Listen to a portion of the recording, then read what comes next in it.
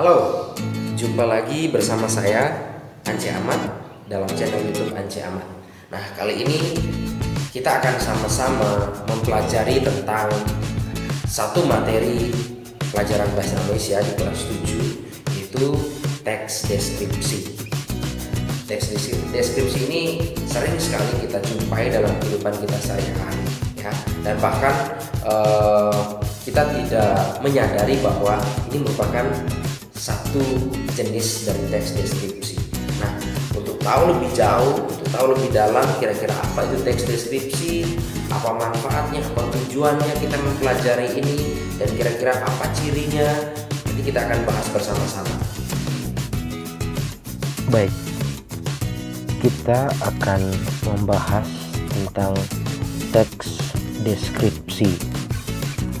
Pada kesempatan kali ini yang akan kita bahas adalah KD atau kompetensi dasar 3.1 dan KD atau kompetensi dasar 4.1. Untuk KD 3.1 di sini berisi identifikasi informasi dalam teks deskripsi. KD 3.1 ini merupakan KD pengetahuan. Lalu KD 4.1 ini menjelaskan isi teks deskripsi, ya, tentang sebuah objek, entah itu tempat, benda, maupun keadaan. Kita langsung saja ke materinya.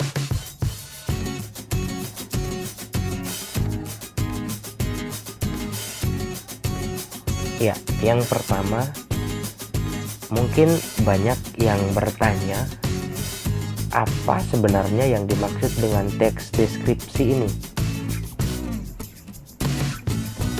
Nah, sekarang kita akan membahas secara detail kira-kira apa sebenarnya teks deskripsi ini. Nah, teks deskripsi merupakan teks yang berisi penggambaran sebuah objek. Nah, sekali lagi saya ulangi, teks deskripsi merupakan teks yang berisi penggambaran sebuah objek. Nah, objek di sini bisa berupa tempat, bisa berupa benda, ataupun berupa suasana. Oke, kita lanjutkan. Kita masuk ke yang berikut, yaitu ciri objek. Nah, ciri objek yang bisa dijadikan sebagai objek teks deskripsi ini apa?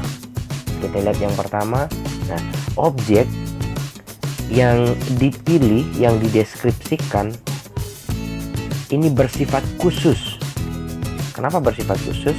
Karena objek yang dideskripsikan ini mungkin berbeda dengan objek lain, ya, ada kekhususan, ya. Yang berikut, yang kedua, bersifat pendapat personal, ya, bersifat pendapat personal. Ini tergambar dari judul sebuah teks deskripsi. Contohnya, si Bagas kucingku. Ini sangat personal sekali, ya. Ibuku kebanggaanku. Ini juga sama halnya merupakan suatu hal yang sangat personal. Kita lanjut ke hal yang berikut. Nah, kita sekarang lihat ciri isinya. Kira-kira isi teks deskripsi ini seperti apa, ya? Nah, kita satu persatu. Yang pertama, isi teks deskripsi itu diperinci menjadi bagian-bagian objek. Ya, sekali lagi saya ulangi, isi teks deskripsi diperinci menjadi bagian-bagian objek. Ciri yang kedua, isi teks deskripsi menggambarkan secara konkret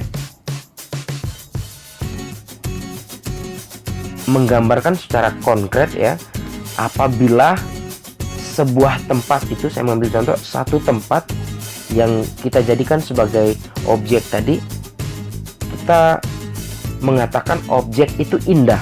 Nah, keindahan yang seperti apa? Ya, harus dijelaskan secara konkret, harus dijelaskan secara benar-benar nyata, gitu ya. Indahnya indah seperti apa? Apakah kita ambil satu contoh objek, pantai ya, pantai Kuta begitu ya, pantai Kuta. Nah, di teks deskripsi yang kita buat, kita melukiskan atau kita mendeskripsikan pantai Kuta ini sangat indah. Nah, keindahannya seperti apa? Indah yang seperti apa? Pasirnya yang putih kah? Atau ombaknya kah? Atau mungkin hal-hal yang lain ya, wisatawannya dan lain sebagainya ya, mungkin sunsetnya juga ya. Jadi isi menggambarkan secara konkret, harus digambarkan secara konkret. Yang berikut, kita masuk ke yang berikut. Isi bersifat personal dengan kandungan emosi. Jadi dalam teks deskripsi kita ya, ketika kita menulis teks deskripsi, kita menggunakan kata yang bersifat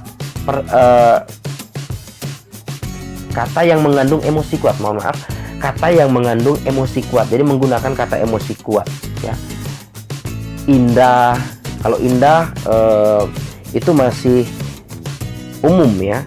Nah, kita menggunakan kata emosi kuat, mungkin menawan ya, asri dan lain sebagainya.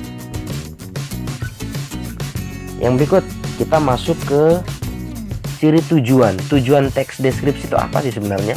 Nah, tujuan teks deskripsi ini adalah untuk menggambarkan atau melukiskan secara rinci dan sekonkret mungkin suatu objek, sehingga pembaca seakan-akan merasakan, melihat, mendengarkan, dan mengalami hal yang dideskripsikan. Sekali lagi saya ulangi, teks deskripsi ini menggambarkan atau melukiskan secara rinci dan sekonkret mungkin suatu objek, sehingga pembaca seakan-akan merasakan, melihat, mendengarkan, dan mengalami hal yang dideskripsikan. Contoh tadi, pantai Kuta. Kita mendeskripsikan pantai Kuta, keindahannya ya, cantiknya, anginnya, pasirnya, sunsetnya, dan lain sebagainya. Nah, teks yang kita buat ini harus betul-betul melukiskan secara rinci dan sekonkret mungkin agar pembaca bisa merasakan bahwa mereka itu benar-benar ada di pantai Kuta, atau mereka merasakan hal yang sama yang kita rasakan ya, seperti itu. Jadi menggambarkan atau melukiskan secara rinci dan sekonkret mungkin tadi itu merupakan suatu hal yang harus ada. Ini bertujuan untuk mempengaruhi pembaca ya, supaya pembaca merasakan bahwa dia seolah-olah ada di sana, dia seolah-olah melihat objek itu ya. Oke, kita lanjutkan yang berikut. Tujuan yang berikut, menggambarkan objek dengan cara memerinci objek secara subjektif, sudut pandang penulis, atau dari sudut pandang penulis ya. Jadi kita menulis teks deskripsi itu tidak berdasarkan cerita orang lain, tidak berdasarkan pendapat orang lain, tetapi berdasarkan sudut pandang kita sendiri. Menurut kita indah ya, belum tentu menurut orang lain. Tapi karena menurut kita indah, kita gambarkan itu, kita gambarkan objek tersebut indah gitu ya. Kita lanjutkan.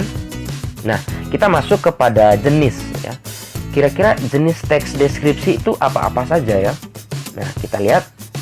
Yang pertama, teks deskripsi berdiri sendiri sebagai teks. Ini merupakan teks deskripsi murni. Jadi sebuah objek kita deskripsikan. Contoh pantai Kuta tadi kita deskripsikan pasirnya yang putih, ya, ombaknya, ya, wisatawan yang ada di sana, ya, kebersihannya bagaimana di sana. Nah, teks deskripsi ini merupakan teks yang berdiri sendiri sebagai teks deskripsi. Nah, supaya tahu perbedaannya, nah, yang kedua, teks deskripsi yang menjadi bagian dari teks lain. Nah, contoh teks lain itu cerpen, novel, lagu, atau iklan. Nah, dalam novel, cerpen, lagu, iklan, atau teks yang lain, mungkin yang lain yang tidak disebutkan di sini, ada beberapa cerita yang di dalam cerita tersebut digambarkan latarnya. Jadi dideskripsikan latarnya. Nah, deskripsi latar ini bisa disebut sebagai teks deskripsi yang berasal dari cerpen atau novel yang kita baca itu, ya. Jadi sekali lagi saya ulangi, jenis teks deskripsi itu ada dua: teks deskripsi berdiri sendiri sebagai teks, dan teks deskripsi yang menjadi bagian dari teks lain, bisa dari cerpen, novel, lagu, iklan, dan lain sebagainya. Ya, kita lanjutkan. Oke, baik. Untuk KD 3.1 dan 4.1 pembahasannya sekian dulu. Nah, kita akan lanjutkan pembahasan 3.2 dan 4.2 di video-video saya selanjutnya.